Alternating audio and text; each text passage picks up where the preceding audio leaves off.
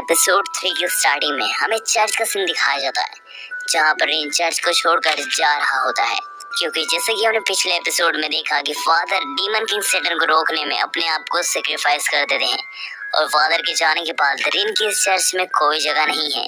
इसलिए रिन जाने से पहले अपने और फादर के एक दूसरे के साथ बिताए गए इस चर्च में सारे लम्हों को याद करता है और इसके बाद रिन चर्च से बाहर निकलते हुए एक बात सोच रहा होता है, आखिर योकी ने मुझसे कुछ पूछा क्यों नहीं कि मैं डीमन किंग सैटर्न का बेटा हूँ और फादर कैसे मरे। योकी ने मुझसे कुछ भी नहीं पूछा और ये सब सोचते हुए रिन बाहर जा रहा होता है। पर इसी बीच चर्च के कुछ दो मेंबर रिन से कहते हैं, तुम जा रहे हो रिन, हम तुम्हें बहुत याद करेंगे और हाँ एक बात याद रखना कि चर्च के दरवाजे तुम्हारे लिए हमेशा खुले हैं, तुम जब भी चाहो आ सकते हो। यह सब सुनकर रिन को काफी अच्छा महसूस होता है, पर इसी बीच उसे याद आता है कि उसने पूरी सुबह से यूकी को नहीं देखा है। इसलिए वो सबसे पूछता है कि क्या आप सबने यूकी को देखा है। और इसी बीच हम दूसरी तरफ देखते हैं यूकी को, जो कि अपने फादर की कब्र के पास खड़ा होकर कह रहा होता है, अजीब है ना, आज आपके बिना ही दिन की शुरुआत हो गई। और फिर अगले सीन में हमें रिन को दिखाया जाता है, जो कि किसी आदमी का आने का इंतजार कर रहा होता है और इसी बीच एक अजीब सी कार रिन की तरफ आने लगती है और वो रिन को बस हिट करने वाली होती है कि सही समय पर रिन दौड़कर अपने आप को बचा लेता है। इसके बाद रिन उस गाड़ी वाले से बहुत भला बुरा कहने लगता है, अंधे हो क्या, एक तो इतनी अजीब सी कार है उसके बाद ठोकने आ रहे हो। और रिन ये सब कह रहा होता है कि इसी बीच उस कार में से एक अजीब सा बंदा एक अजीब से भेष में बाहर निकलता है और इस कैरेक्टर का नाम मेफिस्टो है और वादे में रिन इसका ही इंतजार कर रहा था इतनी देर से। और फिर मेफिस्टो रिन से कहता है, चलो और क्या। जिस पर रिन कहता है, कहाँ। जिस पर मेफिस्टो कहता है, ट्रू क्रॉस एकेडमी। और कहा, अरे तुम टेंशन मत करो, मैं उस एकेडमी का डायरेक्टर हूँ, मैं तुम्हारा यूं एडमिशन करा दूंगा बिना कोई एग्जाम फीस के। और मेफिस्टो ये सब कह रहा होता है कि इसी बीच यूकी वहाँ आ जाता है और वो मेफिस्टो से कहता है, सर मेफिस्टो। और फिर अगले सीन में यूकी रिन से कह रहा होता है कि तुम्हें इतनी बड़ी एकेडमी में एडमिशन का मौका मिल रहा है, तुम्हें ज्वाइन हो जाना चाहिए। पर इसी बीच बस रिन यूकी को देखे जा रहा था कि उसने उससे कुछ सवाल क्यों नहीं पूछा, डेट के बारे में, डेविल किंग के बारे में। और ये सब देखकर मेफिस्टो कहता है कि हम बस एकेडमी पहुंचने ही वाले हैं रिन, तुम अपने कपड़े बदल लो। और फिर रिन गाड़ी में ही अपने कपड़े बदलकर यूनिफॉर्म पहन लेता है। और फिर अगले सीन में हम रिन को हाई स्कूल असेंबली में देखते हैं और रिन यूकी को देखकर काफी ज्यादा हैरान होता है, क्योंकि रिन यूकी का बड़ा भाई है, पर यूकी रिन की ही क्लास का रिप्रेजेंटेटिव है। और यूकी ऐसा इसलिए कर पा रहा था क्योंकि यूकी ने एंट्रेंस एग्जाम के दौरान सबसे ज्यादा स्कोर किया था। और यूकी की स्पीच के दौरान रिन ध्यान देता है कि सारी स्कूल की लड़कियों को यूकी पर क्रश आ गया है। और यूकी की स्पीच के बाद यूकी को सारी लड़कियां घेर भी लेती हैं क्योंकि वो फर्स्ट क्लास का रिप्रेजेंटेटिव है। और इसी बीच हम दूसरी तरफ रिन को देखते हैं, जो कि इतनी बड़ी स्कूल को देखकर काफी हैरान होता है और बहुत तगड़े तगड़े रिएक्शन बना रहा होता है, जिसे देखकर सारे स्टूडेंट्स रिन के ऊपर मजाक बनाने लगते हैं कि आखिर ये कैसा लड़का है जो कि स्कूल को ऐसे घूर रहा है चोरों जैसे। और ये सारी बातें रिन भी सुन लेता है और उसे काफी बुरा भी लगता है ये सब सुनकर। और फिर अगले सीन में एकेडमी की छुट्टी होने के बाद रिन सीरियस जाते हुए कहता है, मुझे कोई फर्क नहीं पड़ता कि मेरी हाई स्कूल लाइफ कैसे बीते, बस मुझे एक स्ट्रॉन्ग एक्सोर्सिस्ट बनना है। और रिन ये सब सोचते हुए जा रहा होता है कि इसी बीच उसे एक कुत्ता दिखाई देता है और वो कुत्ता मानो रिन से इशारों में कहता है कि तुम मेरा पीछा करो। और ये इशारे रिन भी समझ जाता है और वो उस कुत्ते का पीछा करने लगता है। और रिन उस कुत्ते का पीछा करते हुए सोचता है कि आखिर ये कुत्ता कितना अजीब दिखता है। और कुछ देर उस कुत्ते का पीछा करने के बाद वो कुत्ता एक पिलर के ऊपर चढ़ जाता है और तभी वो कुत्ता मेफिस्टो में बदल जाता है। और यह देखकर रिन काफी शॉक हो जाता है कि ये तो मुझे पता था कि ये एक्सोर्सिस्ट है, पर ये सब जादू भी कर सकते हैं, इसके बारे में मुझे नहीं पता था। इसलिए रिन मिस्टर मेफिस्टो से पूछता है कि आपने ये सब कैसे किया। जिस पर मिस्टर मेफिस्टो कहते हैं कि सिर्फ एकमात्र मैं ही ऐसा एक्सोर्सिस्ट हूँ जो अपनी बॉडी का शेप और रंग बदल सकता है, ये तुम्हें नहीं समझ में आएगा रिन। और यह कहते हुए मिस्टर मेफिस्टो रिन से कहते हैं कि आज से हमारी ग्रामर स्कूल स्टार्ट होने वाली है, जहाँ पर तुम्हारी एक्सोर्सिस्ट बनने की ट्रेनिंग स्टार्ट हो गई। और यह सब सुनकर रिन मिस्टर मेफिस्टो से पूछता है, आखिर ये कौन सा स्कूल है। जिस पर मिस्टर मेफिस्टो कहते हैं, सदन के बेटे, यही वो बेसिकली स्कूल है जहाँ पर तुम्हें एक्सोर्सिस्ट बनने की ट्रेनिंग असल में स्टार्ट होगी। और यह कहते हुए मिस्टर मेफिस्टो रिन को एक चाबी देते हैं और चाहते हुए कहते हैं कि तुम इस चाबी को जिस भी दरवाजे में लगाओगे उस दरवाजे से तुम डायरेक्ट क्रेन स्कूल में पहुंच जाओगे। वो भले दरवाजा कोई सा भी हो, बस तुम्हें उसे की होल में लगाना है और घुमाना है। और मिस्टर मेफिस्टो की बात मानकर रिन अपने पास के ही एक छोटे से दरवाजे में उस चाबी को लगाकर उसे चेक करता है और वो जैसे ही उस दरवाजे को खोलता है तो हाँ, सच में वो चाबी एक नॉर्मल से दरवाजे को एक किले जैसी जगह से जोड़ देती है।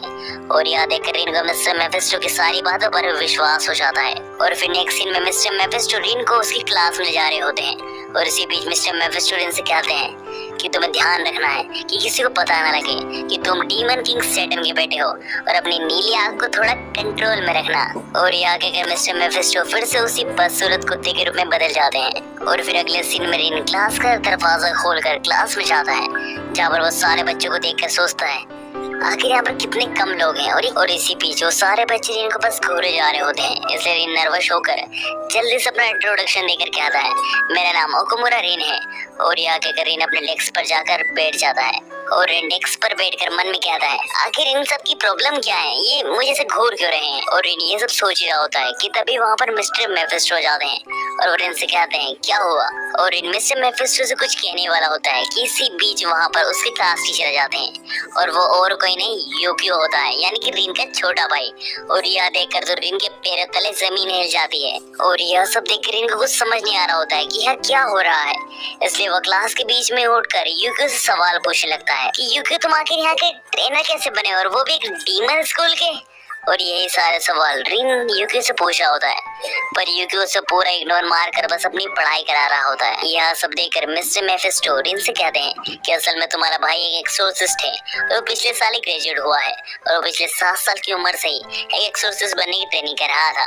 और साथ ही मिस्टर मेफिस्टो रिन से कहते हैं कि असल में तुम्हारा भाई अभी एंटी डीमन फार्मासिस्ट का काम कर रहा है हाई स्कूल में, और इसके बाद जैसे उसके मिशन एक्टिवेट हो जाएंगे वो एक्सोर्सिस्ट के काम पर चल जाएगा। और यह सुनकर कि उसका छोटा भाई एक एक्सोर्सिस्ट है, रिन को तो इस बात पर विश्वास ही नहीं होता। और साथ ही में मिस्टर मेफिस्टो रिन से कहते हैं कि ये तो कुछ भी नहीं, क्या तुम्हें पता है कि तुम्हारा भाई एकमात्र ऐसा एक्सोर्सिस्ट है जो कि इतनी कम उम्र में एक एक्सोर्सिस्ट बन गया। और यह सब जानने के बाद रिन को कुछ समझ नहीं आ रहा होता है, पर इसी बीच यूकियो सारे बच्चों को पढ़ा रहा होता है कि आखिर कैसे टेम्पलेट रिचुअल के दौरान तुम डीमंस को देख पाते हो, इसलिए तुम्हें डीमन से कांटेक्ट करना होगा या फिर तुम उसका कुछ घाव खाना होगा, तभी तुम एक डीमन को देख पाते हो। और यह सब जानने के बाद रिन काफी ज्यादा फ्रस्ट्रेटेड हो जाता है और वो यूकियो के पास जाकर उससे कहता है कि आखिर तुमने मुझे ये सब पहले बताया क्यों नहीं, और ऐसे सारे सवाल पूछने लगता है। और ये सब सुनने के बाद यूकियो सारे बच्चे से कहता है कि क्या आप सब कुछ समय के लिए बाहर जा सकते हैं, हमें कुछ बात करनी है। और सारे बच्चों के बाहर जाने के बाद यूकियो रिन के सारे सवालों के जवाब देते हुए कहता है कि हाँ, मुझे बचपन से पता लग गया था कि तुम एक डीमन हो। यह सुनकर रिन और भी ज्यादा गुस्सा हो जाता है और यूकियो से कहता है अगर तुम्हें इन सब के बारे में बचपन से ही पता था तो तुमने मुझे क्यों नहीं बताया। रिन और यूकियो की बातों के दौरान रिन के हाथों से गलती से यूकियो का टेस्ट ट्यूब गिर जाता है और उस टेस्ट ट्यूब में असल में डीमन का ब्लड था। और जैसे ही वो ब्लड जमीन पर गिरता है वैसे उस ब्लड की मदद से वहाँ पर कुछ डीमन समन हो जाते हैं। और इन डीमंस को देखते से यूकियो अपनी गन को बाहर निकाल कर इन डीमंस पर हमला करना स्टार्ट कर देता है। और इन डीमंस से निपटते हुए यूकियो रिन को एक जवाब देता है कि आखिर मैं तुम्हें क्यों बताऊं डीमंस और इन सब के बारे में, मेरी नजरों में तो तुम ही एक डीमन हो, तुम ही हमारे लिए एक समस्या हो। और साथ ही में यूकियो कहता है कि मेरी सोच सही निकली, तुम्हारी वजह से हमारे डैड भी मारे गए, तुम एक समस्या हो। क्या तुम्हें पता है कि हमारे डैड एक बहुत स्ट्रॉन्ग एक्सोर्सिस्ट थे, सैटर्न उन्हें कभी काबू नहीं कर सकता अगर तुम उनसे वो वर्ड नहीं बोलते, जिसकी वजह से उनका दिल टूट गया और वे कमजोर हो गए, वरना सैटर्न उन्हें कभी छू भी नहीं सकता था।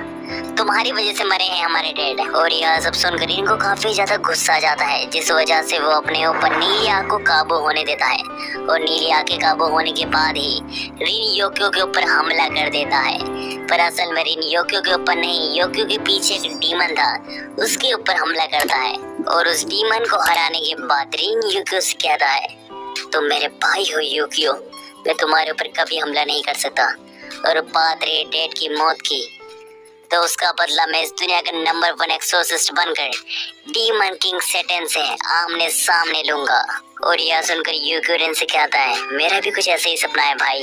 और यह कहकर यूक्यू सारे स्टूडेंट को वापस क्लास में बुला लेता है। और इसी बीच सारे स्टूडेंट क्लास की ऐसी हालत देखकर काफी हैरान होते हैं। और फिर हमें नाइट का सीन दिखाया जाता है, जहाँ पर एकेडमी की छुट्टी के बाद रीन अपने रूम पर आ चुका होता है। पर तभी रीन के पीछे यूक्यू भी रीन के रूम में आ चुका होता है, जहाँ पर रीन यूक्यू से पूछता है, आखिर तुम यहाँ क्या कर रहे हो? इस पर यूक्यू कहता है, तुम डीमन किंग सैटर्न के बेटे हो तो तुम्हारे पर नजर तो रखनी होगी ना। और यूक्यू के कहते से ही हमारे ये एपिसोड एंड हो जाता है। तो गाइस इस एपिसोड में रीन को शौक पर शौक लग रहे थे अपने भाई के बारे में जानकर। By the way guys finally रीन को पता चल गया कि पहले से ही यूक्यू को पता था कि रीन डीमन किंग सैटर्न का बेटा है। और उस दिन के हादसे और फादर की डेथ का जिम्मेदार भी यूक्यू रीन को ही बताता है। लेकिन रीन बोलता है, मैं दुनिया का नंबर 1 एग्जॉर्सिस्ट बनकर डीमन किंग सैटर्न को उसके गुनाहों की सजा दूंगा। यूक्यू बोलता है, मेरा भी कुछ ऐसा ही ड्रीम है। तो क्या वो डीमन किंग सैटर्न को उनके गुनाहों की सजा दे पाएंगे? ये सब मिस ना करने के लिए आप हमारे चैनल वीकेंड स्टूडेंट को सब्सक्राइब करके बेल नोटिफिकेशन को ऑल पर सेट कर दीजिए। मैं मिलूंगा बहुत जल्द अपनी एक नई वीडियो के साथ। तब तक के लिए टाटा बाय बाय।